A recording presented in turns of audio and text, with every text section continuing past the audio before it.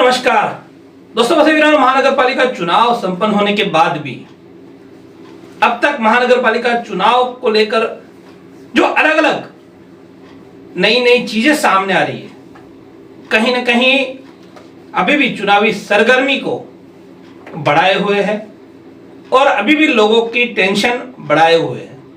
आप सभी जानते हैं पिछले दिनों काफी कुछ घटित हो रहा है। एक तरफ भारतीय जनता पार्टी ने बहुजन विकास आघाड़ी के 16 नगर सेवकों की नगर सेवक की रद्द करने बसई के न्यायालय में याचिका दायर की थी।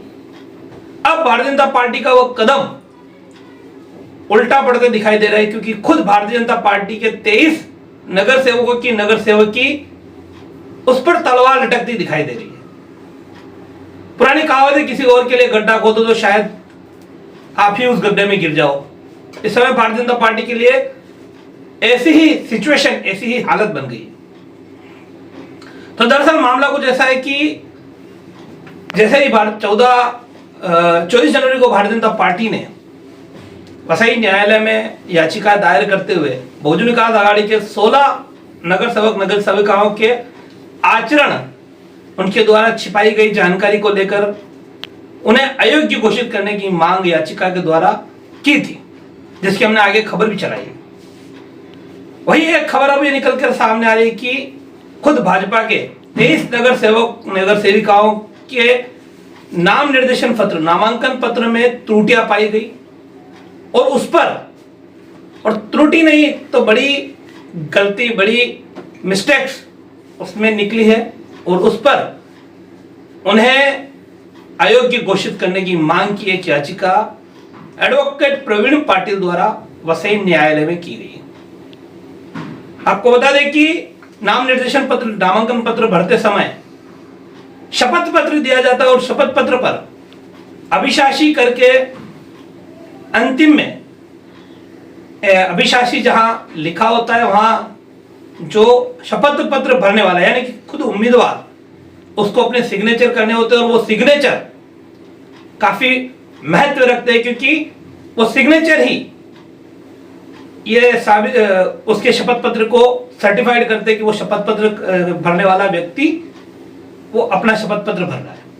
तो अभिशासी वाले स्थल पर कई नगर सेवक नगर सेविकाओं के उम्मीदवार जब थे, वो उन्होंने साइन नहीं किए और स्क्रूटनी में रिटर्निंग ऑफिसर आरओ द्वारा इसका ध्यान भी नहीं रखा गया। उनके फॉर्म एक्सेप्ट कर लिए गए, जबकि नियमानुसार उनके फॉर्म एक्सेप्ट नहीं किया जाना चाहिए था। यह दावा एडवोकेट प्रवीण पाटिल द्वारा किया जा रहा है।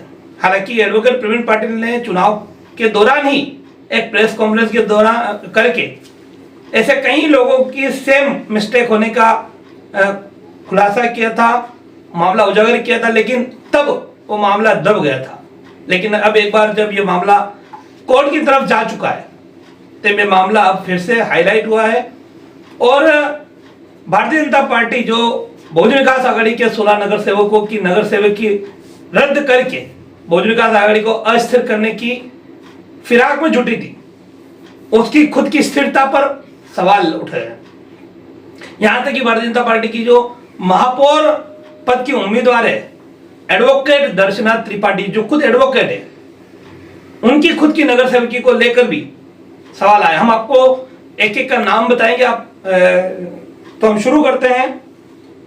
पहला नाम है रीना उमाकांत वाघ, प्रभाग 2। दूसरा नाम सानवी अश्रिता संजोग यंदे 2ब, रवि श्री गोपाल पुरोहित 2 क, जितेश हरिश्चंद्र राउत 2 ड, यानी कि प्रभाग 2 के चारों ही। उसके बाद गौरव वसंत राउत 5 अ, संजना गणेश भाईदे 5 ब, दर्शना अनिल त्रिपाठी 5 क, मेहुल अशोक शाह 5 ड, ये भी 5 के चारों पूरा पैनल। छठा नाम है नवा नाम है हितेश नरेंद्र जादव, जो कि 6 ड से है। 10वां नाम नमिता प्रतेश पवार 11 अ, जितेंद्र मनोहर पाटिल 11 ब, रसिका राजेंद्र ढगे 11 क, फिर 13 से मनोज गोपाल पाटिल 11 ड 13वां नंबर। 14 नाम मीरा निकम 16 ब, 15वां नाम बंटी तिवारी 16 क, 16वां नाम गणेश बालकृष्ण पाटिल 28 अ, 17वां नाम हेमलता सिंह 28 ब,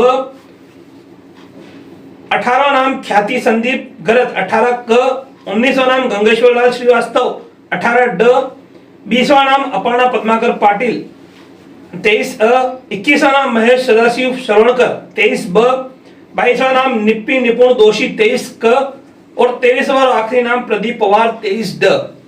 ऐसे कुल 13 नगर सेवक, माफ कीजिएगा 23 नगर सेवकों के खिलाफ एक याचिका वसई दीवानी न्यायालय में की गई है और इन नगर सेवकों द्वारा जो त्रुटि की गई है अपने नाम निर्देशन पत्र उसको चैलेंज किया गया। अब ये तो समय जब आएगा न्यायालय में मामला जाएगा उसके बाद क्या कुछ निर्णय निकल कर आता है उस पर टिका हुआ है, पूरी सभी की जो नजरें हैं वहां गड़ी हुई है।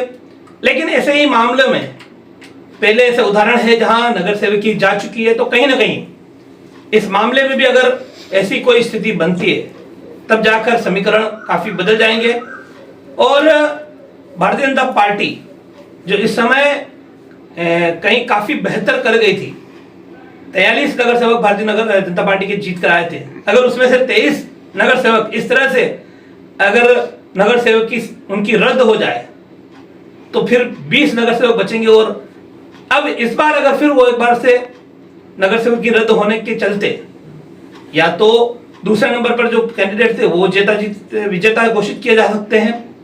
अगर ऐसा होता है तो सब संभावना कोर्ट के जो भी फैसला कोर्ट का आएगा उसके ऊपर है, हम सिर्फ संभावना जता रहे। तो अगर ऐसा होता है तो सीधा सीधा उसका फायदा बहुजन विकास आघाड़ी को मिलने की पूरी संभावना है।